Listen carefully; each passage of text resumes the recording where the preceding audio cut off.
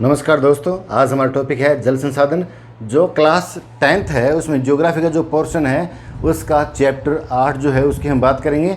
बहुत ही important topic है। इसमें से 2 या 4 नंबर का क्वेश्चन आता ही आता है। तो हम देखते हैं जल संसाधन। तो सबसे पहले हम देखते हैं पृथ्वी पर जल की जो मात्रा है वो कितनी है। तो गौर करना इस बात पर, इसमें से 1 नंबर का प्रश्न आता है कई बार। पृथ्वी पर जो स्थल है वो कितना और जल है वो कितना है। तो जल की बात करें और हम बात करें स्थल की, स्थल भूमि कितनी है। तो जल का जो प्रतिशत है वो तो आता है हमारा 71% हिस्से पर जल है और बाकी बचा हुआ 29% हिस्सा है वो किसका है, स्थल का है। ये है पृथ्वी। अगर हम इसकी बात करें, इतना हिस्सा वो तो है हमारा स्थल और इसका कितना प्रतिशत है, 29%। और जो बाकी बच गया ये सारा का सारा है जलीय हिस्सा और ये रहा इसका प्रतिशत है वो है 71 और ये है जल स्तर या जलीय हिस्सा। तो हमारा टॉपिक है वो है जल संसाधन। तो हमें सिर्फ किसकी बात करनी है, जल की बात करनी है। जल है इसके बारे में हमें पढ़ना है। हम वर्तमान में स्थल की बात नहीं करेंगे। तो जलीय हिस्सा इसकी हमें बात करनी है। तो जल में हमें देखना है कि कितना हिस्सा महासागरों में है, कितना हिस्सा बर्फ़ के रूप में है, कितना हिस्सा उपयोगी है, कितना अनुपयोगी है, कितना तालाबों में है, कितना सिंचाई के लिए काम में आता है, उनकी हमें बात करनी है। बड़ा इंपॉर्टेंट है। 1 या 2 नंबर का क्वेश्चन ये बनता है। तो देखते हैं हम, जो जल का 97% हिस्सा जो है वो महासागरों में मिलता है, महासागर में, और बचा हुआ मात्र 3% हिस्सा जो है वो उपयोगी है। जो उपयोगी हिस्सा है वो मात्र 3% है और जो महासागरों में हिस्सा है वो है 97%। महासागर में जो पानी होता है वो खारा होता है, जो ना तो सिंचाई के लिए पर्याप्त होता है, उपयुक्त होता है, और ना ही जो जीव जंतु उनके पीने के काम आता है वो पानी ये है। हमें देखना है कि जो उपयोगी पानी है इसके संसाधन या साधन या सोर्सेज कौन कौन से हैं। तो ये जो उपयोगी है इसमें एक तो मिलता है हमें हिम के रूप में, जिसे हम बर्फ़ के रूप में मान सकते हैं। बर्फ़ का जो पानी होता है वो हिम के रूप में मिलता है। दूसरा हमें मिलता है भूमिगत पानी जो होता है वो भी उपयोगी होता है, भूमिगत पानी। और तीसरा जो हम बात करें तालाब के रूप में, फिर हम बात करें नदियों के रूप में, फिर हम बात करें नहरों के रूप में, फिर हम बात करें खड़ीन के रूप में, हम बात करें जोहड़ के रूप में।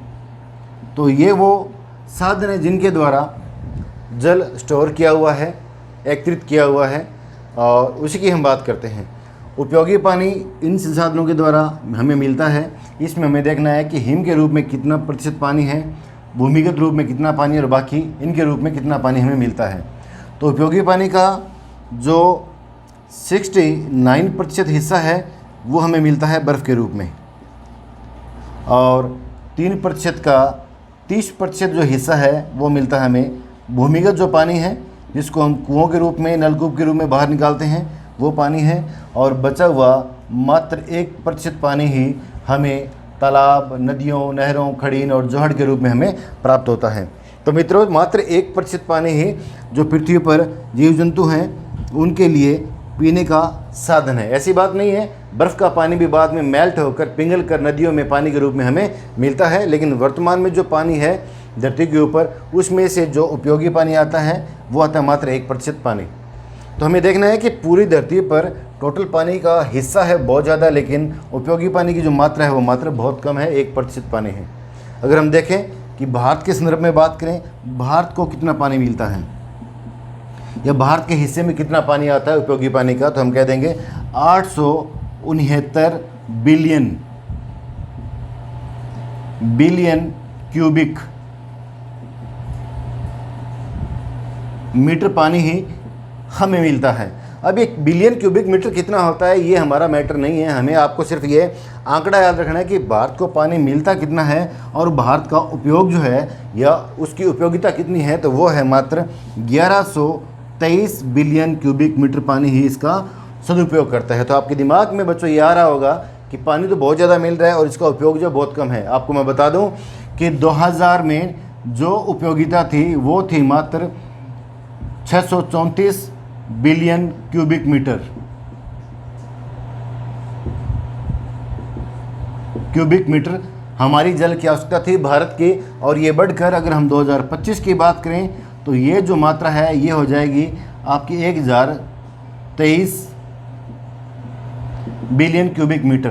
तो देखो आप, ये जो मात्रा बढ़ रही है, अब आपके दिमाग में ये आ रहा होगा सर फिर भी ये तो ज़्यादा है, ये ज़्यादा है और ये कम है, अभी भी हमें समस्या नहीं आएगी। तो देखो आप, 2000 से 2025 के बीच में जो मात्रा बढ़ी है वो जस्ट डबल हो चुकी है, और आगे हम 25 साल की बात करें तो ये भी डबल हो जाएगी या 25 साल से कम में ही हो जाएगी।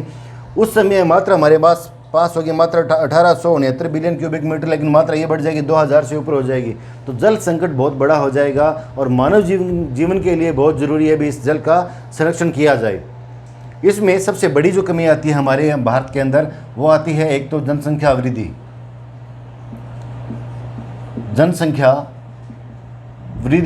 और दूसरा जो कारण आता है हमें नोट करना है, दूसरा जो कारण आता है वो आता है वैश्विक उष्णता। ये दो कारण है जिससे हमें जो जल है उसकी उपयोगिता से भी अलावा हमें जल का है उसका संरक्षण करना पड़ेगा, प्रबंधन करना पड़ेगा। इन दो कारणों से, एक तो जनसंख्या वृद्धि होती है, जो जल की खपत है उपयोगिता बढ़ जाती है, और दूसरा वैश्विक उष्णता के कारण हमें जल कम प्राप्त होता है, वर्षा कम होती है। ये भी एक कारण होता है जिसके कारण हमें पानी कम प्राप्त होता है।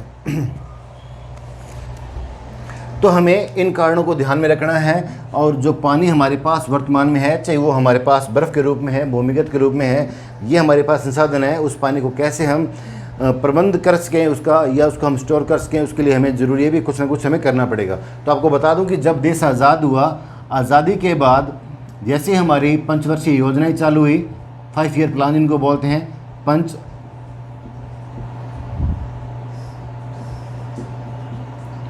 पंचवर्षीय योजना स्टार्ट हुई। उसी पंचवर्षीय योजना में हमने बहुउद्देशीय परियोजना शुरू कर दी। हमें पता था कि आने वाले समय के अंदर इस तरीके से पानी को बचा कर रखना बहुत ज़रूरी है, अन्यथा हमें पानी की किल्लत महसूस होगी, पानी की कमी हो जाएगी। और दूसरा हम आपको बता दें कि जो भारत के अंदर मानसून की अनियमितता है, खासकर राजस्थान के अंदर, पश्चिमी राजस्थान में मानसून बहुत कम आता है और उसका निश्चित समय भी नहीं है। तो अनिश्चितता के कारण पानी कभी कम आता है, कभी वर्षा होती है, कभी नहीं होती है, और सूखा और अकाल की जो स्थिति पैदा हो जाती है, उससे निपटने के लिए हमें बहुत सी बहुउद्देशीय परियोजनाएं और छोटी परियोजनाएं जो है स्टेट लेवल की, उनका निर्माण करना पड़ा, और उन्हीं के बारे में आज हमें मुख्य रूप से फोकस करना है कि बहुउद्देशीय परियोजनाएं कौन कौन सी हैं। दूसरा, हमारे वो संसाधन जो लोकल लेवल पर या स्थानीय रूप में जो संसाधन पानी को स्टोर करने के होते हैं वो कौन कौन से होते हैं। डायरेक्ट रूप से यहाँ से प्रश्न आता है, सीधा यहाँ से प्रश्न आता है। तो हम देखते हैं कि वो कौन कौन से हैं बहुउद्देशीय परियोजनाएं, उनकी हमें बात करनी है। तो अब हम देखते हैं कि 1% जो पानी है उसमें बहुउद्देशीय परियोजनाएं स्टार्ट की गई हैं, वो कौन कौन सी हैं।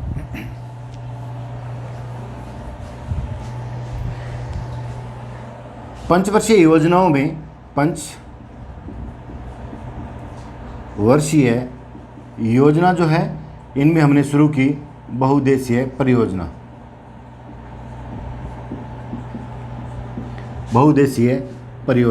इन बहुउद्देशीय परियोजनाओं को पंडित, ये बात बड़ी इंपॉर्टेंट है, गौर से सुनना, पंडित जवाहरलाल नेहरू ने इनको कहा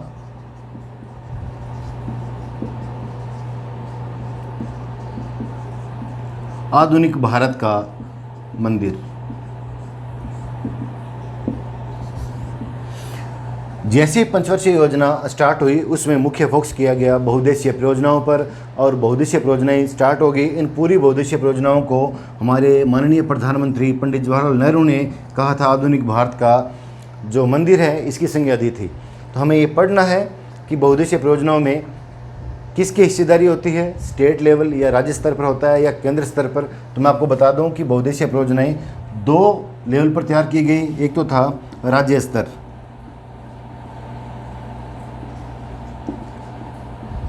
पर तैयार की गई, और दूसरा था हमारा केंद्र सरकार है उसकी परियोजनाएं भी थी। अब दिमाग में ये आता है कि राज्य सरकार की परियोजना कौन सी थी और केंद्र सरकार की परियोजना कौन सी थी। तो मैं 1-2 नाम आपको बताता हूँ यहाँ पर। अगर हम राजस्थान के संदर्भ में बात करें तो एक आता है माही बजाज सागर बांध, दूसरी हम बात करें तो आता है चंबल परियोजना, परियोजना। अगर हम दूसरे स्टेट की बात करें तो नाम आता है सरदार सरोवर बांध, गुजरात में है, कई राज्यों का हिस्सा है सरोवर बांध। अगर हम बात करें फरक्का परियोजना की, फरक्का परियोजना, तो ये परियोजना भी पश्चिम बंगाल में है, आपकी चंबल नदी पर, गंगा नदी पे है। तो ये सारी जो परियोजनाएं किस स्तर की परियोजनाएं कहलाती है? राज्य स्तर की बहुउद्देशीय परियोजना कहलाती है। तो सर केंद्र सरकार की परियोजना कौन सी है? इसमें हम बात करते हैं भाखड़ा नांगल बांध की। भाखड़ा नांगल बांध 2 राज्यों के अंदर पड़ता है। हम अभी बात करेंगे डिटेल से, बड़ा इंपॉर्टेंट बांध है और भारत का सबसे बड़ा और महत्वपूर्ण बांध माना जाता है। दूसरा जो बांध आता है उसका नाम आता है टिहरी बांध, उत्तराखंड में है। टिहरी बांध भारत का सबसे ऊंचा बांध टिहरी बांध है। उसके बाद हम बात करेंगे हम दामोदर घाटी की, दामोदर घाटी परियोजना। उसके हम बात करते हैं हीराकुंड बांध की, हीराकुंड परियोजना या बांध उड़ीसा के अंदर है, महानदी पे बनाया गया बांध है। तो ये रही सारी की सारी केंद्र सरकार की परियोजनाएं और ये सारी की सारी है राज्य सरकार की परियोजनाएं। हमें ये देखना है कि जो केंद्र सरकार की मुख्य परियोजनाएं वो कौन कौन सी हैं। आपके सिलेबस में मुख्य रूप से आती है भाखड़ा नांगल बांध, ये आपके सिलेबस में एक बार नहीं दे रखी है किताब में। दामोदर घाटी परियोजना, हीराकुंड बांध और सरदार सरोवर जो परियोजना है उनके बारे में मुख्य रूप से बात आती है। फिर आती है राजस्थान की कुछ परियोजनाएं। हम शुरू करते हैं भाखड़ा नांगल बांध से। सबसे पहले जो हमारी परियोजना है वो है भाखड़ा नांगल बांध।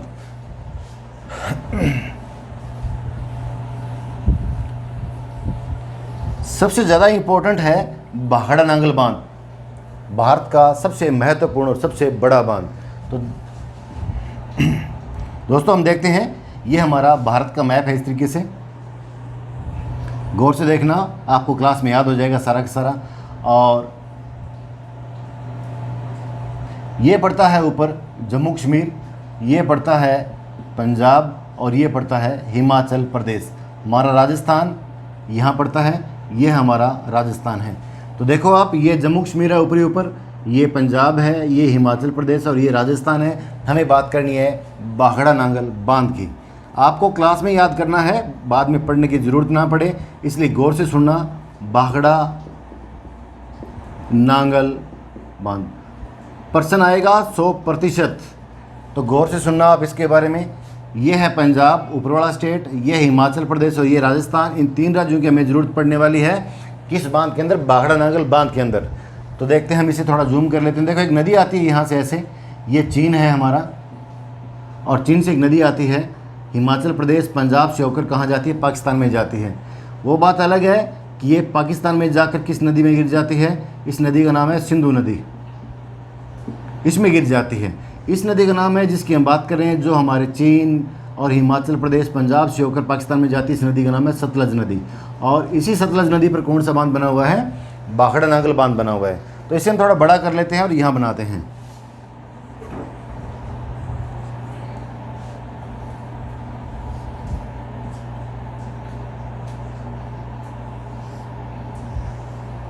ये है हिमाचल प्रदेश, ये है पंजाब और ये है जम्मू कश्मीर। इसकी हमें ज़रूरत नहीं है, मैंने ऊपर वाला पोर्शन पूरा ये बना दिया, इतना इतना ये हिस्सा बनाया है। हमारा राजस्थान नीचे रह जाएगा। ये हमारा राजस्थान है, ये राजस्थान। तो हमें इन 2 राज्यों की ज़रूरत पड़ेगी। इनमें हमें चंबल नदी की सतलज नदी की बात करनी है। ये नदी है हमारी सतलज नदी, मैंने बड़ा कर दिया थोड़ा सा। इस नदी का नाम है सतलज नदी। हमें बात करनी है भाखड़ा नांगल बांध की। ये अलग है और ये अलग है। यहाँ पर जो बांध बना हुआ है ये रहा, और एक बांध यहाँ पर बना हुआ है। कहाँ पर बना हुआ है? पंजाब के अंदर। तो ये बांध है इधर वाला, इसका नाम है भाखड़ा बांध। इसकी बात करें, ये है भाखड़ा बांध।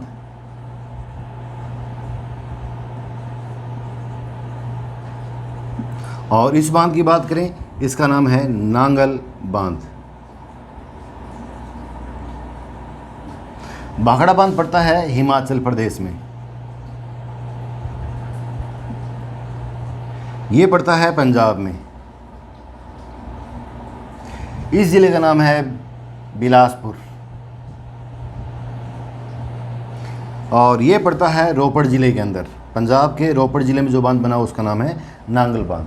मुख्य रूप से हमें इसकी बात करनी है। भाखड़ा जो बांध है 1948 में शुरू हुआ,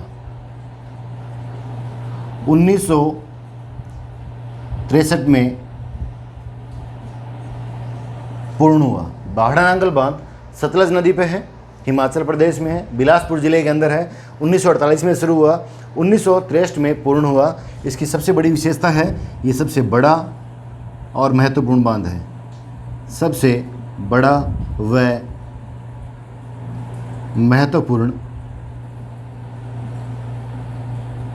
बांध माना जाता है। और इसी बांध के बारे में पंडित जवाहरलाल नेहरू ने कहा था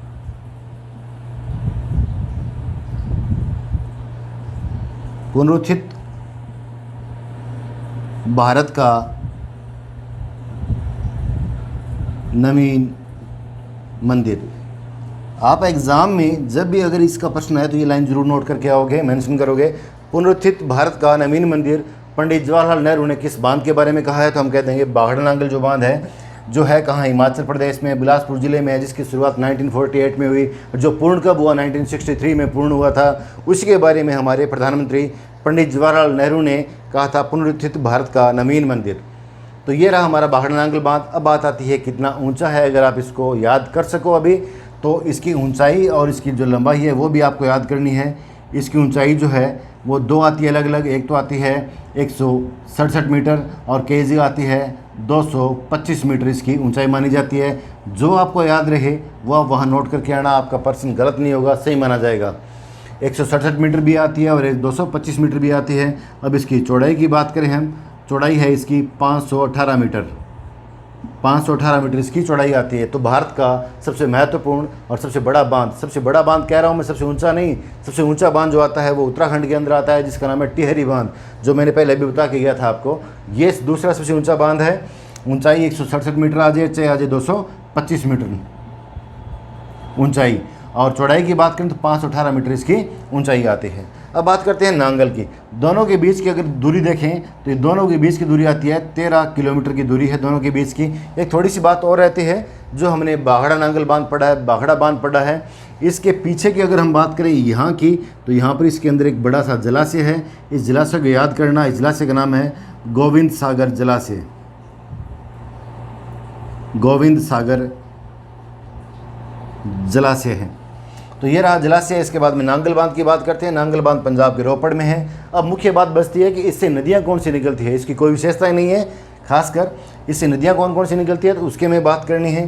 तो देखो ये पूरा कहलाता है, इतना पूरा कहलाता है भाखड़ा नांगल बांध। और इससे निकलने वाली जो नदियाँ हैं वो 1, 2, 3, 4 और 5 नदियाँ हैं। उन 5 नदियों के नाम मैं आपको बता रहा हूँ, आसान सा ही है। देखो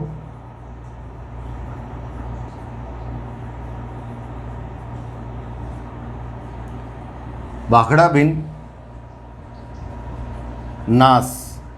नास का मतलब होता है सब कुछ खत्म हो जाता है, यूँ मान लो आप। तो ये तरीका है आसान नदियाँ याद करने का। इससे निकलने वाली नदियाँ कौन कौन सी है, तो ये लाइन याद कर लेना, भाखड़ा बिन नास। तो पहली जो नहर का नाम है उसका नाम है भाखड़ा नहर। भाखड़ा नहर किससे निकाली गई है? भाखड़ा नांगल बांध से निकाली गई है। दूसरा आता है, इसका नाम है बिस्त दोआब नहर, बड़ा इंपॉर्टेंट है, बिस्त दोआब नहर। तीसरा आता है नरवाणा नहर, नरवाणा नहर। चौथा आता है नांगल नहर, नांगल नहर। ये नांगल के नाम से आपको याद रह जाएगा, कोई समस्या नहीं है इसके अंदर। आगे हम बात करें, लास्ट बचता है सै से, तो ये है सरहिंद नहर, सरहिंद नहर। तो दोस्तों आपने भाखड़ा नांगल बांध के बारे में पढ़ा। हर एग्जाम में बड़ा ही इंपॉर्टेंट ये बनता है इसका क्वेश्चन, इसमें ज़्यादा कुछ नहीं है। ये जो भाखड़ा बांध है हिमाचल में है, बिलासपुर ज़िले में 1948 में शुरू हुआ। सारी बातें मैंने आपको बता दी, आपको याद करनी है। नांगल के बारे में आपको बता दिया, नांगल है रोपड़ के अंदर, दोनों के बीच में 13 किलोमीटर की दूरी है। एक हिमाचल प्रदेश में, एक पंजाब के अंदर है। और इनसे निकलने वाली नदियाँ वो ये नदियाँ हैं, इनके बारे में मैंने आपको बता दिया। और एक बात बड़ी इंपॉर्टेंट है, सबसे बड़ा महत्वपूर्ण बांध कौन सा माना जाता है, तो हम कह देंगे यह है भाखड़ा नांगल बांध। और अगला बांध हमारा आता है दामोदर घाटी परियोजना, उसकी हम बात करते हैं। तो ये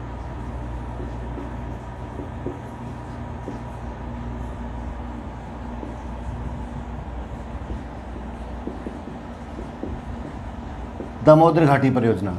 वापस वही मैप के रूप में हम समझेंगे इस चीज़ को। ये पड़ता है हमारा भारत, यहाँ हमारा एक राज्य पड़ता है, इसका नाम है झारखंड। एक राज्य यहाँ पड़ता है, इसका नाम है पश्चिमी बंगाल। झारखंड में एक पहाड़ है, पठार है, ये रहा, इसका नाम है छोटा नागपुर का छोटा नागपुर पठार। यहाँ से एक नदी निकलती है और ऐसे बहती है आगे, इस तरीके से आगे बहती है, और ऊपर से एक नदी आती है, उसका नाम है हुगली नदी, जो आकर कहाँ गिरती है, इस खाड़ी में गिरती है। इस खाड़ी का नाम है बंगाल की खाड़ी, बंगाल की खाड़ी। इस नदी का नाम मैंने आपको बताया हुगली नदी। इस नदी का नाम है, जिसकी हम बात करें, इसका नाम है दामोदर नदी। आपको शॉर्ट में बता रहा हूँ सारी बातें, गौर से सुनना आप। झारखंड से निकलती है, पश्चिम बंगाल में जाती है, हुगली में गिर जाती है, नदी का नाम है दामोदर नदी। इसी की मैं बात करें, दामोदर घाटी नदी। इसकी सबसे बड़ी समस्या ये थी कि नदी बार बार अपना मार्ग परिवर्तित करती है, और बार बार मार्ग परिवर्तित करने के कारण ये पश्चिम बंगाल में, इस राज्य के अंदर बाढ़ आ जाती है, और बाढ़ से लगभग 18,000 वर्ग किलोमीटर का एरिया प्रभावित होता है। बाढ़ के कारण वहाँ से लोगों को जाना पड़ता है, खड़ी फसल खराब हो जाती है, लोगों के घर तबाह हो जाते हैं। इसलिए इसे कहा जाता है बंगाल का शोक। इसे कहा जाता है बंगाल का शोक। जैसे देश आज़ाद हुआ तो सबसे पहली महत्वपूर्ण जो परियोजना स्टार्ट की गई, उसका नाम था दामोदर घाटी परियोजना। तो इसकी प्रमुख विशेषता है, स्वतंत्रता के बाद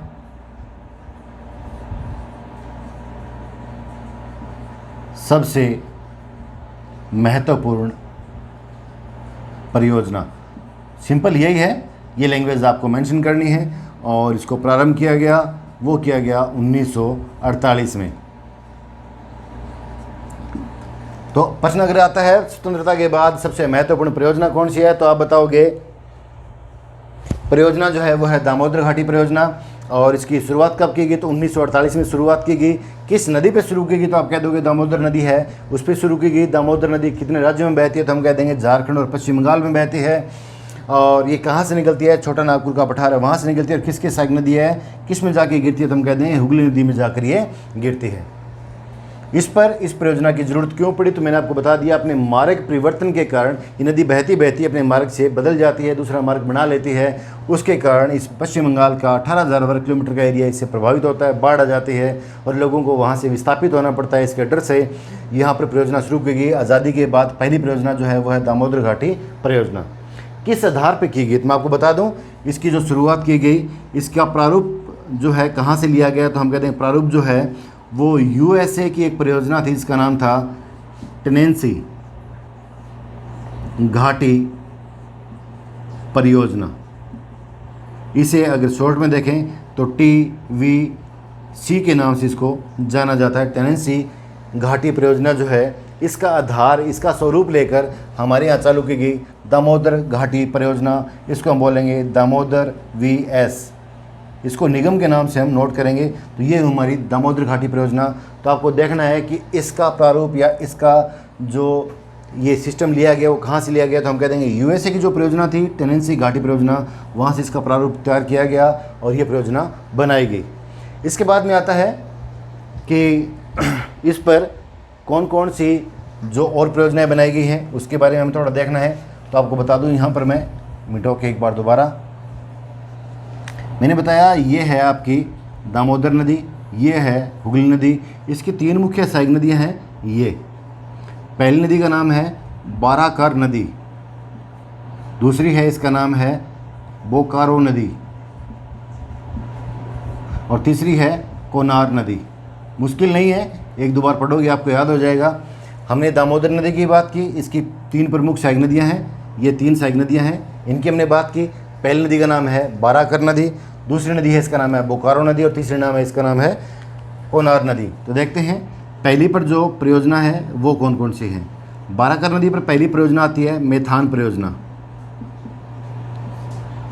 मेथान परियोजना। और दूसरी जो परियोजना आती है उसका नाम है तिलैया परियोजना। बड़ा इंपॉर्टेंट है, मैंने इस पे स्टार लगा दिया, दोनों ही परियोजनाएं इंपॉर्टेंट है। प्रश्न ये बनता है कि मेथान परियोजना और तिलैया परियोजना किस नदी पे है? बाराकर नदी पर। और बाराकर नदी किसकी सहायक नदी है? तो हम कह देंगे ये किसकी सहायक नदी है? दामोदर नदी की सहायक नदी है। इस बोकारो नदी पर जो परियोजना है उसका नाम है बोकारा परियोजना, और कोनार नदी पर जो परियोजना है उसका नाम है कोनार परियोजना। तो ये हुआ आपका दामोदर घाटी परियोजना है, उसके बारे में पूर्ण डिटेल। इसमें मुख्य बातें हैं, बंगाल का शो कहा जाता है, और किस नदी घाटी से इसका प्रारूप लिया गया? टेनेंसी घाटी परियोजना से इसका प्रारूप लिया गया है। और स्वतंत्रता के बाद सबसे महत्वपूर्ण परियोजना ये मानी जाती है। कितना एरिया प्रभावित होता है? तो 18,000 वर्ग किलोमीटर का एरिया इससे प्रभावित होता है।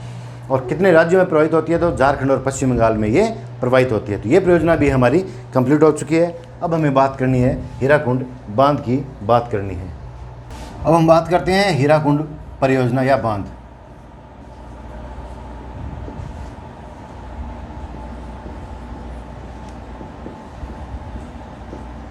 हीराकुंड परियोजना ये भारत है हमारा।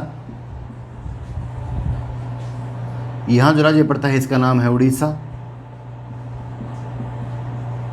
और ये जो राज्य पड़ता है इसका नाम है छत्तीसगढ़।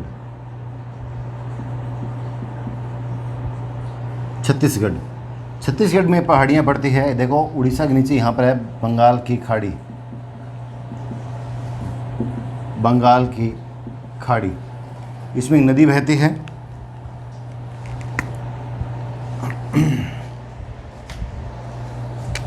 छत्तीसगढ़ में पहाड़ियाँ, इन पहाड़ियों का नाम है बस्तर की पहाड़ियाँ, बस्तर की पहाड़ी। और बस्तर की पहाड़ियों से नदी निकलती है जिसका नाम है महानदी। महानदी निकलने के बाद में कहाँ जाके गिरती है? बंगाल की खाड़ी में जाके गिरती है। इस नदी को कहा जाता है महानदी।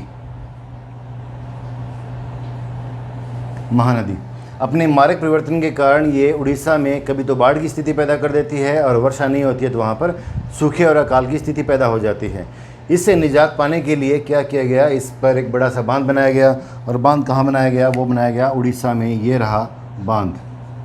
किस नदी पे बांध बनाया गया? महानदी पर। किस राज्य में बनाया गया? उड़ीसा में। और ये ज़िला कौन सा है? तो हम कह देंगे संबलपुर ज़िला है, संबलपुर ज़िला। और इससे 3 नहरें निकाली गई है। इस तरीके से 3 नहरें हैं। 3 नहरें कौन कौन सी है? तो एक नहर का नाम आता है बोरगढ़ नहर, बोरगढ़ नहर। और एक नहर का नाम आता है आपका शेषन नहर, और एक नहर का नाम है संबलपुर नहर, संबलपुर नहर। तो मित्रों बहुत थोड़ा सा मैटर है, इसका बड़ा इंपॉर्टेंट है। हम बात करते हैं हीराकुंड बांध की, और ये जो बांध बनाया गया है ये रहा ये परियोजना। इसी बांध का नाम है हीराकुंड बांध। हीराकुंड बांध। बस्तर की पहाड़ियों से छत्तीसगढ़ से नदी निकलती है महानदी, उड़ीसा से होती हुई कहाँ जाके गिरती है? बंगाल की खाड़ी में। अपने मार्ग परिवर्तन के कारण इसे कहा जाता है उड़ीसा का शोक।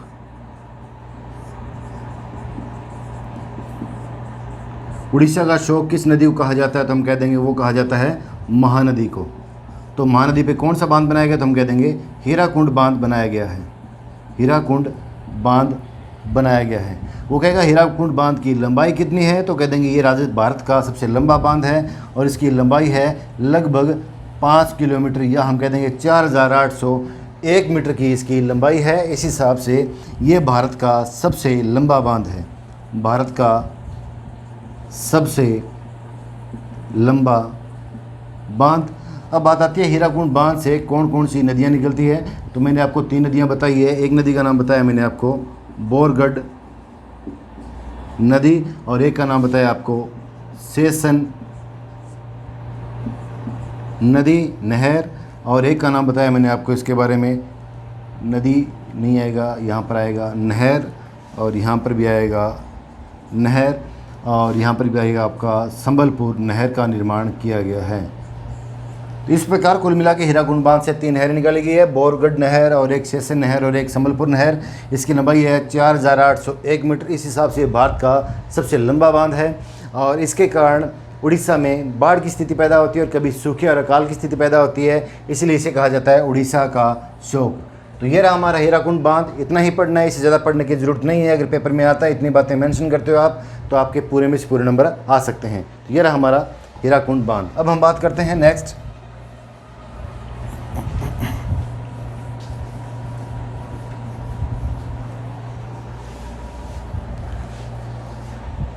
अब आता है हमारा सरदार सरोवर बांध।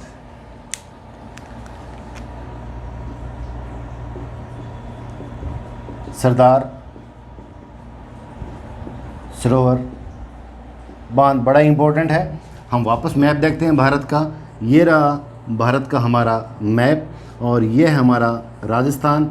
गौर से देखना, ये जो राज्य पड़ता है इसका नाम है गुजरात और यहाँ जो राज्य पड़ता है इस राज्य का नाम है मध्य प्रदेश। दोस्तों ये मध्य प्रदेश, ये गुजरात और ये पड़ता है हमारा राजस्थान। तो आपको बता दूं, ये जो खाड़ी है इसका नाम है अरब सागर। ये सागर है और इससे पहले यहाँ 3 खाड़ियाँ पड़ती है। आपके एक बार काम की चीज़ नहीं है। कच्छ की खाड़ी, कच्छ का रण, कच्छ की खाड़ी और खंबात की खाड़ी है। आपको एक बार इनके बारे में पढ़ने की ज़रूरत नहीं है, आपको सिर्फ यहाँ फोकस करना है। राजस्थान, नीचे गुजरात और ये मध्य प्रदेश और नीचे पड़ता है महाराष्ट्र। आगे इसकी ज़रूरत पड़ेगी, पढ़ लेते हैं हम पहले ही। ये है महाराष्ट्र। अब हमें बात करनी है सरदार सरोवर बांध की किस नदी पे है। तो इसके लिए हमें देखना है कि नदी कौन सी है। तो एमपी से एक नदी निकलती है, गुजरात में आती है और कहाँ आके गिरती है, अरब सागर में आके गिरती है। ये रही नदी, इस नदी का नाम है नर्मदा नदी। नर्मदा नदी, इस नदी पे यहाँ पर एक बांध बनाया गया है गुजरात में। ये रहा बांध और इसी बांध का नाम है सरदार सरोवर बांध। तो प्रश्न आता है किस नदी पे, हम कह देंगे नर्मदा नदी पर, और किस राज्य में, तो हम कह देंगे गुजरात राज्य में बना हुआ बांध है। ये जो बांध बना हुआ है इसमें 4 राज्यों का हिस्सा है। एक तो पड़ता है राजस्थान का हिस्सा, एक पड़ता है एमपी का हिस्सा, एक पड़ता है महाराष्ट्र का हिस्सा और एक जिस राज्य में बांध है उस राज्य का हिस्सा। तो कुल मिला के गुजरात, महाराष्ट्र, एमपी, मध्य प्रदेश और राजस्थान का हिस्सा इसके अंदर पड़ता है। यह है सरदार सरोवर बांध। आगे हमें देखना है कि सरदार सरोवर बांध जो है इससे पानी राजस्थान में लाया गया है। ऐसे ये रहा राजस्थान में। राजस्थान का ये जो ज़िला पड़ता है इसका नाम है जालौर और ऊपर जो ज़िला पड़ता है इसका नाम है बाड़मेर। दोस्तों ये जो सरदार सरोवर बांध से जो पानी राजस्थान में लाया गया है इस परियोजना को कहा जाता है नर्मदा सिंचाई परियोजना। इसे कहा जाता है नर्मदा सिंचाई परियोजना। ये पानी जो है राजस्थान में आता है जालौर में और बाड़मेर में। जालौर और बाड़मेर को जो पानी मिलता है वो मिलता है मात्र 0.50 MAF। ये क्या होता है ये आपके काम का नहीं है, आपको ये देखना है। राजस्थान को पानी मिलता है, 2 जिलों को पानी मिलता है। किससे मिलता है? सरदार सरोवर बांध से। या कौन सी परियोजना के द्वारा? तो नर्मदा सिंचाई परियोजना के द्वारा बाड़मेर जालौर को पानी मिलता है। और दोनों को पानी मिलना कब स्टार्ट हुआ? तो हम कह देंगे 2008 में मिलना ये स्टार्ट हुआ। इसका पूरा जो पानी है वो किस पद्धति से काम में लिया जाता है? तो आप कह दोगे इसका पूरा पानी फुहारा पद्धति से काम में लिया जाता है। ये रहा स्प्रिंकलर सिस्टम। जालौर और बाड़मेर को पानी मिलता है, सिंचाई और पेयजल की आपूर्ति होती है। 2 है, एक तो पेयजल और दूसरा पड़ता है सिंचाई का उद्देश्य। और उसके बाद में आता है कि इसमें कितने राज्यों की साझेदारी है। तो अभी मैंने आपको बताया इसमें 4 राज्यों की साझेदारी है। गौर से देखो आप, पानी किसका है, कहाँ से आ रहा है? एमपी का जो हिस्सा है वो होना जायज़ है। उसके बाद में किसको पानी मिल रहा है? राजस्थान को। तो बड़ा स्पष्ट है, राजस्थान का भी हिस्सा है इसके अंदर। बांध बना हुआ कहाँ है? गुजरात में बना हुआ, तो गुजरात का हिस्सा। और पानी किसको मिल रहा है? इसके अलावा महाराष्ट्र को पानी मिल रहा है। तो ये रही आपकी सरदार सरोवर बांध या परियोजना। और इस पर काफ़ी विवाद भी चला है, वो हमें यहाँ नहीं करना है। तो आपका ये भी बांध पूरा हो चुका है। आगे हम बात करते हैं माही बजाज सागर बांध की। अगला जो बांध आता है वो हमारा माही बजाज सागर बांध।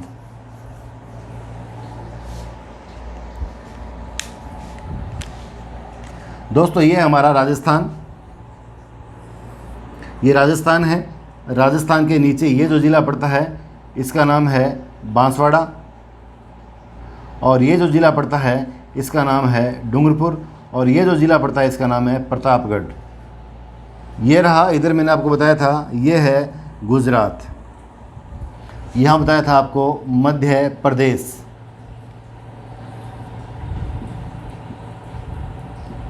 ये राज्य पड़ता है मध्य प्रदेश, ये हमारा राजस्थान है, और ये ज़िला बांसवाड़ा, ये P4 प्रतापगढ़, लिख देता हूँ ऊपर बड़ा सा, P4 प्रतापगढ़, D4 डूंगरपुर, और B का मतलब होता है बांसवाड़ा, B = बांसवाड़ा। कहीं को अगर मैप पता नहीं है तो गौर से इसको देख सकते हैं। अब हमें बात करनी है कि ये जो हमारा माही बजाज सागर बांध है ये कहाँ पर है। बड़ा ही इंपॉर्टेंट है, गौर से सुनना। माही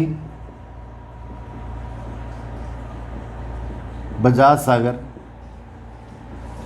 बांध, ये माही बजाज सागर बांध जो है ये निकलता है आपके MP से, जो ज़िला है धार, जो झील है मेहद, यहाँ से एक नदी निकलती है बांसवाड़ा में आती है, प्रतापगढ़ डूंगरपुर से होती हुई कहाँ जाती है, गुजरात में, और किस में जाके गिरती है, अरब सागर में,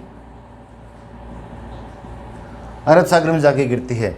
इस नदी का नाम है माही नदी। इसका मतलब माही बजाज सागर बांध किस नदी पे बना हुआ है, माही नदी पे बना हुआ है। कहाँ बना हुआ है ये बांध, तो हम कहते हैं कि डूंगरपुर बांसवाड़ा की सीमा रेखा पे 2 बांध हैं।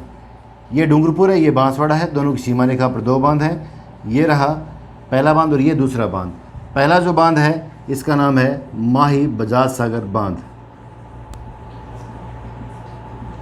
माही बजाज सागर बांध, और दूसरा जो बांध आता है इसका नाम है कागदी पिकअप वियर बांध। पहला है माही बजाज सागर बांध, बहुत ही इंपॉर्टेंट है। जिस गांव में बना हुआ है वो बांसवाड़ा का गांव है, उस गांव का नाम है लाहौरिया बोरखेड़ा, लाहौरिया बोरखेड़ा किस ज़िले का गांव है, तो हम कहते हैं बांसवाड़ा ज़िले का गांव है। किस नदी पे बना हुआ बांध है, तो हम कहते हैं जो ये बांध है किस पे, माही नदी पे बना हुआ है, डूंगरपुर बांसवाड़ा की सीमा रेखा पे बना हुआ है। पहला बांध है माही बजाज सागर बांध लाहौरिया बोरखेड़ा में, दूसरा बांध है कागदी पिकअप वियर बांध। हमें बात करनी है माही बजाज सागर बांध की, तो ये कैसे कैसे किस किस राज्य का हिस्सा है इसकी हमें बात करनी है। तो देखते हैं ऊपर, हम इसे यहाँ थोड़ा बड़ा कर लेते हैं बांध को, आसानी से याद हो जाएगा। तो ये रहा हमारा बांध माही बजाज सागर बांध। हमने इसको जूम कर लिया, एक नदी आ रही है माही नदी, इसको जल की आपूर्ति कर रही है। इस नदी का नाम है माही नदी, ये माही नदी आ रही है, और वापस भी माही नदी यहाँ से बाहर जा रही है, माही नदी। इस बांध में 2 राज्यों का हिस्सा है, ये रहा एक हिस्सा आता है इसके अंदर, ये हिस्सा है गुजरात का, और ये हिस्सा है राजस्थान का, राजस्थान का हिस्सा है ये। माही नदी पर बना हुआ बांध है, इसका नाम है माही बजाज सागर बांध।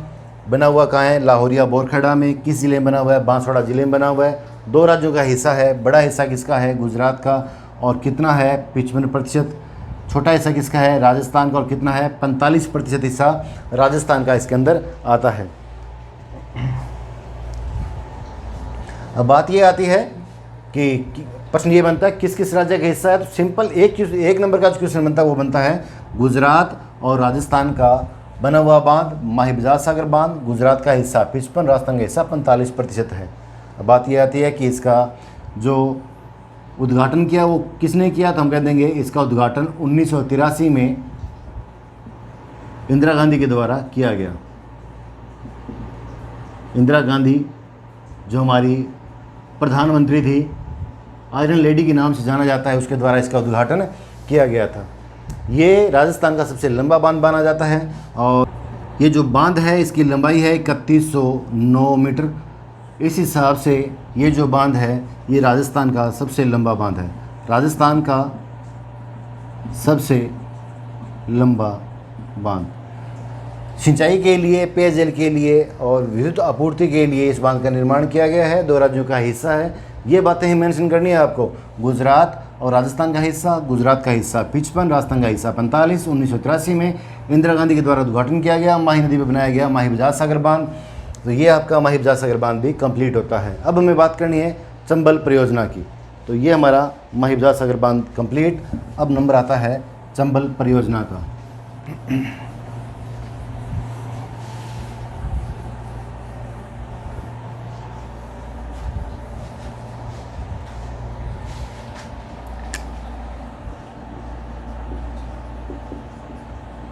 चंबल परियोजना। चंबल परियोजना में हमें पढ़ना पड़ेगा राजस्थान के बारे में। पहले थोड़ा सा, ये हमारा राजस्थान है और इधर जो राज्य पड़ता है ये है मध्य प्रदेश। मध्य प्रदेश एक नदी प्रवेश करती है राजस्थान में इस तरीके से और ऐसे आगे बहती है और यूपी में चली जाती है। यूपी में जाकर यमुना में गिर जाती है, यमुना में गिर जाती है। इस पर जो प्रमुख बांध है उनके में बात करनी है तो एक बांध तो इसका पड़ता है यहाँ पर, ये रहा। एक बांध पड़ता है हमारे चित्तौड़गढ़ में, मैं नोट कर लूँगा, बता दूँगा आपको। ये जो ज़िला पड़ता है हमारा ये है चित्तौड़गढ़ यहाँ। और एक बांध पड़ता है हमारा कोटा में, ये 2 है। ये ज़िला पड़ता है हमारा कोटा। तो अभी हम लिख देते हैं, जो ये पहला है ये तो है एमपी के अंदर, ये ज़िला पड़ता है हमारा चित्तौड़गढ़ और ये ज़िला है हमारा कोटा।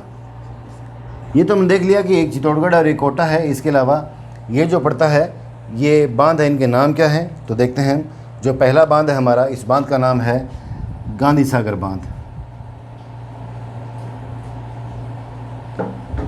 गांधी सागर बांध। दूसरा चित्तौड़गढ़ में जो बांध पड़ता है इसका नाम है आपका राणा प्रताप सागर बांध।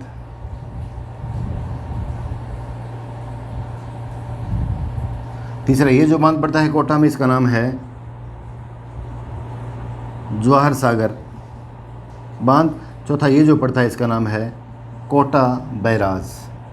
तो दोस्तों ये 4 बांध ही बड़े इंपॉर्टेंट है। पहला आता है गांधी सागर बांध और दूसरा आता है हमारा, पहला गांधी सागर बांध, दूसरा आता है राणा प्रताप सागर बांध, तीसरा आता है जवाहर सागर बांध, चौथा आता है कोटा बैराज। ये कोटा बैराज और जवाहर सागर बांध दोनों ही किस जिले के अंदर पड़ते हैं? कोटा में पड़ते हैं।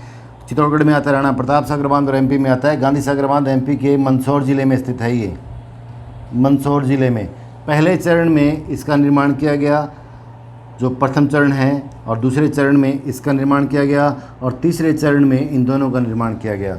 पहले चरण में गांधी सागर बांध 1960 में बनकर तैयार हुआ था। शुरुआत हुई थी 1953 में। तो चंबल जो परियोजना है उसमें पहला जो बांध आता है वो आता है गांधी सागर बांध। गांधी सागर बांध एमपी में मंदसौर ज़िले में है, ये रहा। और ये चंबल का सबसे बड़ा बांध है। तो एक एक पॉइंट नोट करते हैं। चंबल का सबसे बड़ा बांध, चंबल नदी पर सबसे बड़ा बांध, इसका नाम है गांधी सागर बांध। गांधी सागर बांध। दूसरा जो प्रथम चरण में बना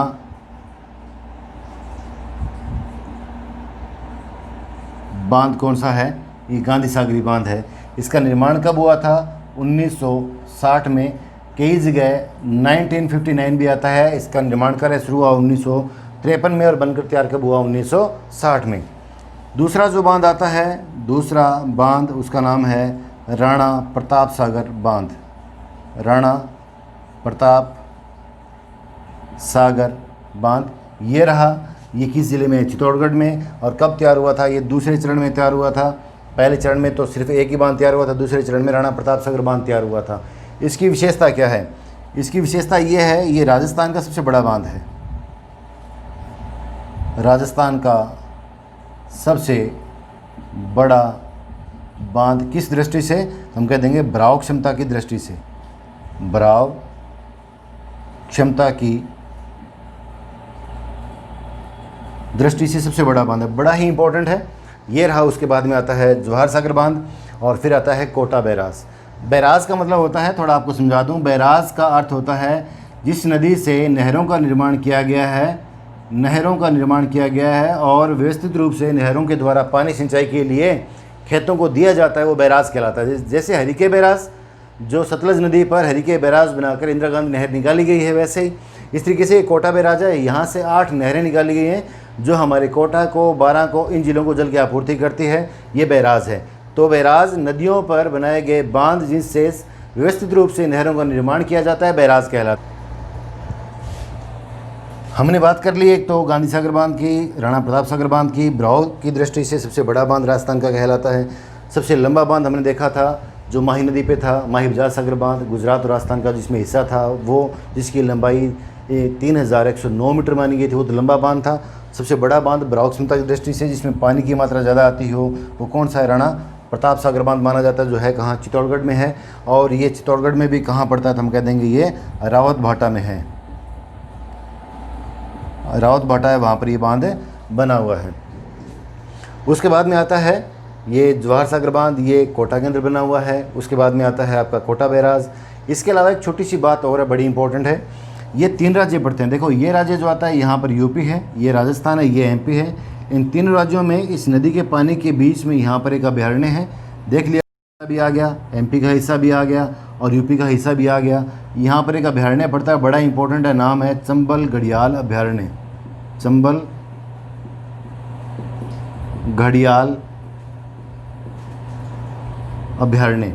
अभयारण्य का मतलब होता है जहाँ पर वन्य जीवों को, जलीय जीव या वन्य जीव जो है उनको बैरिकेड्स लगाकर राज्य सरकार के द्वारा संरक्षित किया जाता है और आने वाले पर्यटक उनको देखने के लिए आते हैं। उनका रख रखाव का सारा खर्चा जो है वो राज्य सरकार का होता है।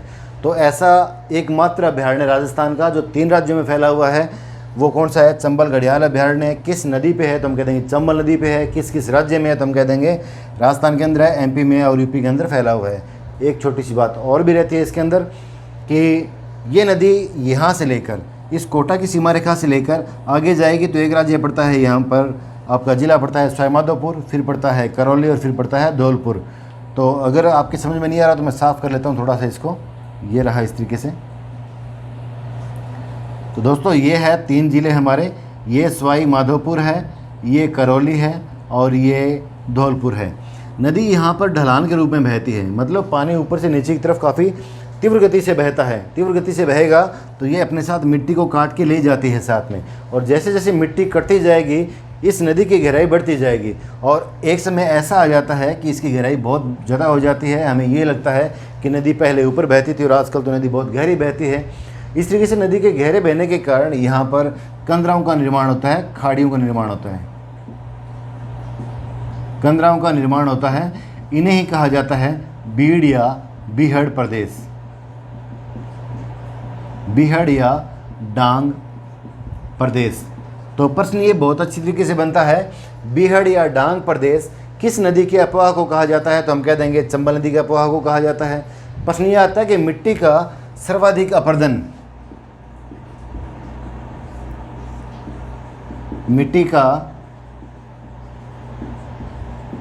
सर्वाधिक अपरदन किस नदी के द्वारा होता है? तो हम कहते हैं चंबल नदी के द्वारा होता है। तो दोस्तों आज हमने बात कर ली कई परियोजनाओं की, जैसे हमने बाहड़ा नांगल की बांध की बात की, हमने दामोदर घाटी परियोजना की बात कर ली, हीराकुंड बांध की बात कर ली, हमने सरदार सरोवर बांध की बात कर ली जिसमें 4 राज्यों का हिस्सा है, गुजरात, राजस्थान और एमपी और महाराष्ट्र का हिस्सा पड़ता है। राजस्थान के 2 जिलों को पानी मिलता है, जालौर और बाड़मेर को। बहुत बड़ी तरीके से आपको पढ़ना है, आपके एग्ज़ाम में यहाँ से प्रश्न 100% आने वाला है, उठने वाला प्रश्न जो मैटर है वो है।